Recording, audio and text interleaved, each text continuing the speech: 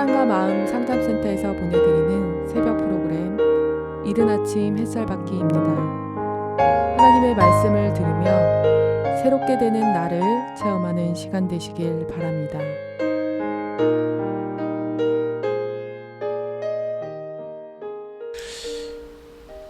예수가 그리스도라는 사실을 믿는 그 믿음의 사람들, 그들의 삶에서 드러나는 육적인 현상들, 이 밑에서 이런 현상들이 드러나게 만들어주는 영적인 그 어떤 영향력.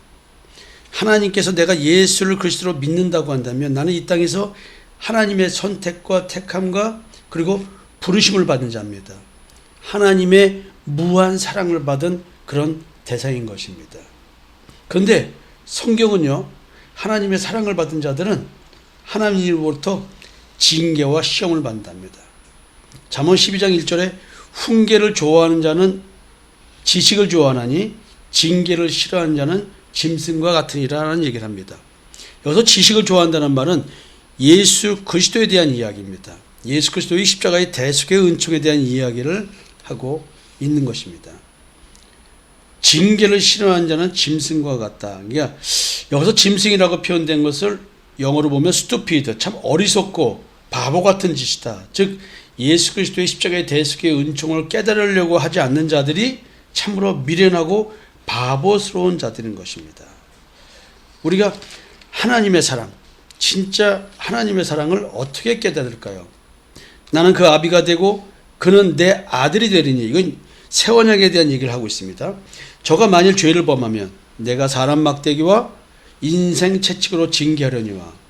야, 지금 하나님께서 다윗 왕에게 솔로몬을 어떻게 대할 것인가, 솔로몬과의 관계를 어떻게 할 것인가, 내가 솔로몬을 내 아들처럼 다루겠다는 거예요. 너 솔로몬 사랑하지? 잘못한다고 해서 아들 관계, 부자 관계를 끊겠니? 그게 아니란 말이야. 나는 솔로몬을 내 자식처럼 생각할게. 걱정하지 마라. 이 얘기를 하면서 하신 말씀이잖아요.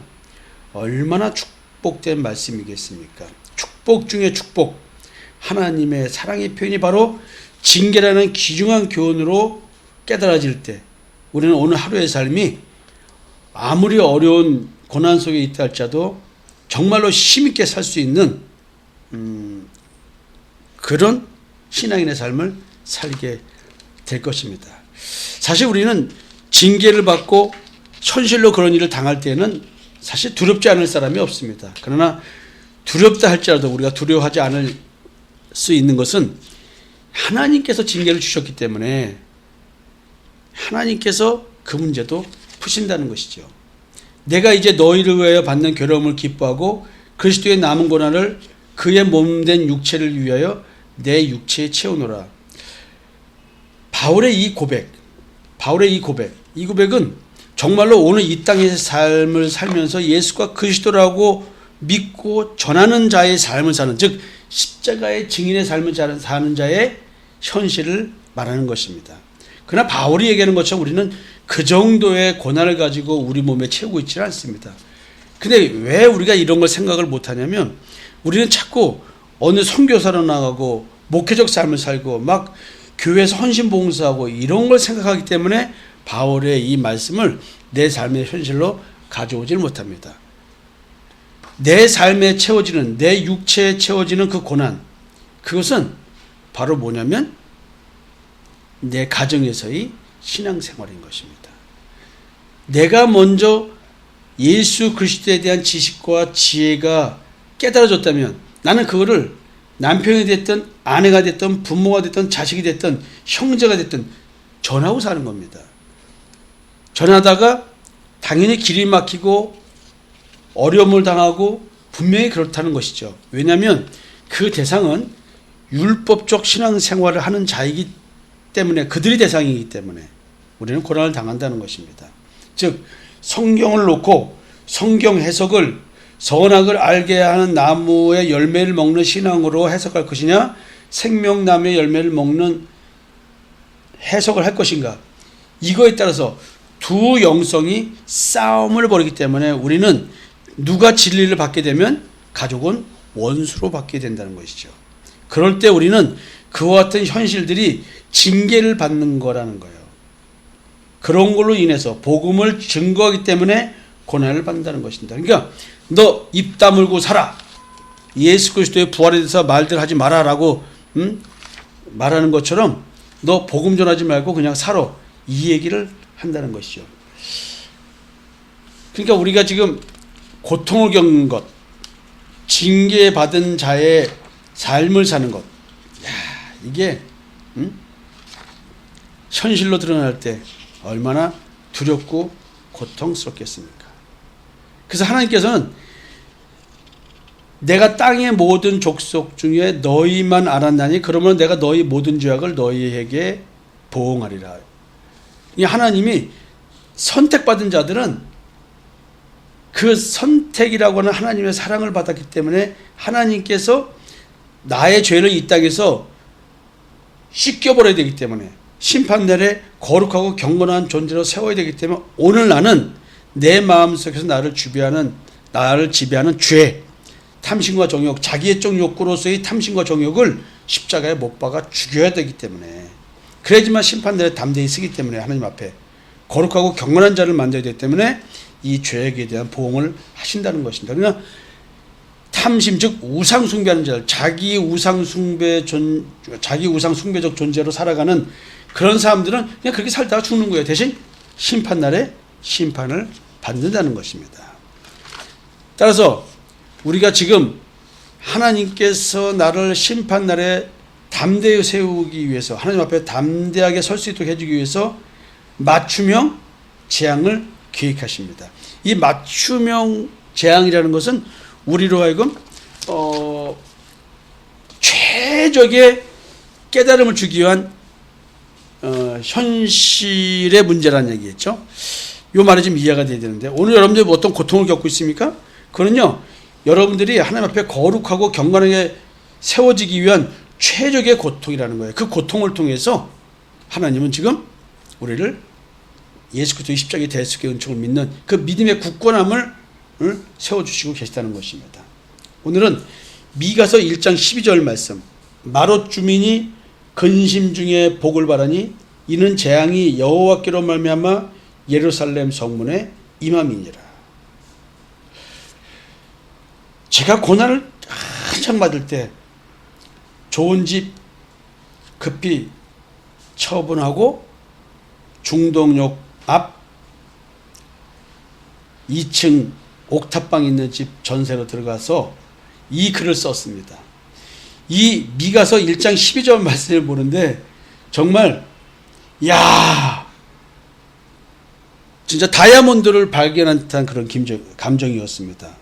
마롯 주민이 근심 중에 복을 바라니, 이 근심 중에 복을 바란다는 말, 이 근심이 뭐겠어요? 삶의 극심한 고통, 염려, 진짜 어찌할 수 없는 긴 터널의 길을 들어선 언제 끝날지 모르는 그 고난의 터널로 들어가는 그 발길, 그 염려와 근심 중에 내가 복을 바랬습니다. 그 복이 뭘까요?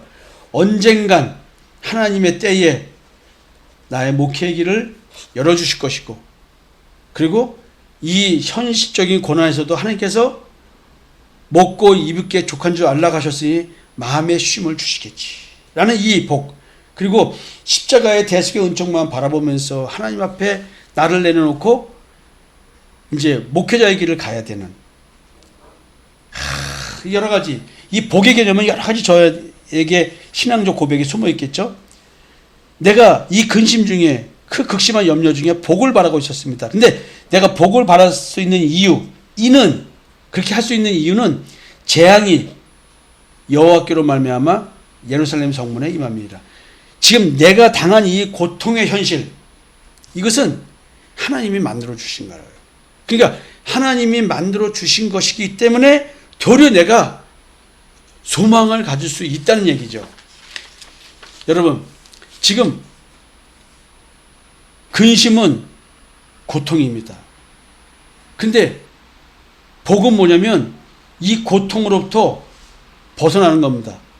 고통, 애로, 불안 등이 제거되고 경감되고 적의 포로로부터 구출되고 빈민, 난민이 되었을 때 구제받고 구원받고 구조받는 이런 겁니다.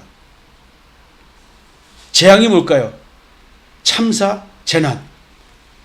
재앙으로 인해 느끼는 근심의 정도와 상태. 야, 지금 이게 뭐냐면 지금 재앙으로 인해서 괴로워서 몸부림치고 고통으로 몸부림치고 있는 상태에서 이런 말을 하는 겁니다. 마로 주민이 근심 중에 즉 페인, 영어로 페인, 고통입니다. 이 고통을 받는 중에 지금 복을 받는데 이 복이 relief, 제거, 경감, 구출, 구제, 구원, 구조 이런 의미를 바른 겁니다. 그냥 이 고통으로부터 벗어나기를 바란다는 거예요. 그 이유가 뭐냐면 이 고통을 주는 현실적 어떤 참사, 재난 이런 것들이 왜 생겼냐면 하나님께서 발생하게 만들고 나로 하여금 그 근심과 고통 중에 빠지게 만들었기 때문에 내가 지금 이렇다는 거예요. 내가 지금 그래서 하나님으로 말미암아 사건 사고를 당해서 괴로워서 몸부림치고 고통으로 몸부림치고 있다는 거예요. 재앙으로 인해 고통으로 몸부림치고 있지만 예루살렘의 성문에까지 이른 재앙이 하나님께서 주신 것이기에 도리어 재앙에서 노임받기를 기다릴 수 있다는 거예요. 내가 이런 상황에 처했음에도 불구하고 살 소망이 끊어지고 하나님께 사형 선고를 받은 듯한 이런 상황에도 불구하고 이런 재앙이 닥쳐 왔다 할지라도 온다 할지라도 와 그럴지라도 도리어 벗어나갈 소망을 갖게 되는 이유 그 얘기를 지금 하고 있는 거예요. 우리가 지금 어떤 현실적인 고난이 있습니까? 우리는 대단히 큰 사건을 오면 사고를 생각하는데 그렇게 생각하지 마세요. 오늘 부부간의 관계, 부모 자식 간의 관계를 놓고 한번 생각해 보셨으면 좋겠습니다. 이 오늘 본문 이것은 세 가지 관점에서 좀 살펴볼 수 있을 것 같아요. 첫 번째, 이들의 삶의 고통의 무게가 너무나 크다. 둘째, 이들은 몸부림치는 현실에서도 희망을 가지고 있다. 셋째, 이들에게는 희망을 가질 만한 이유가 있었다. 이 세 가지 관점을 가지고 한번 말씀을 살펴보려고 합니다. 시간이 또 이렇게 서론 얘기인데 지나갔네요. 내일 첫 번째 관점에서 이야기를 드리도록 하겠습니다. 여러분, 징계 시리즈 너무 암울하지 않았습니까? 너무 힘들지 않았습니까? 오늘부터는 도리어 희망이 있네요. 내가 삶의 고통에서 벗어날 수 있다고 소망을 갖는 그 이유, 재앙이 맞춤형으로 나한테 왔는데 그것이 하나님이 주셨고, 그럼 하나님께서 이 재앙에서 벗어날 수 있는 맞춤형 해방 계획, 맞춤형 고난 벗어나는 계획, 이것도 누구 손에 있어요? 하나님 손에 있습니다. 나의 인생의 주권을 하나님께 드렸으면 좋겠습니다. 오늘 한번 이 단어, 나의 인생의 주권은 하나님께 있다, 이 표현 가지고 한번 고민 좀 해보셨으면 좋겠습니다. 여러분 감사합니다.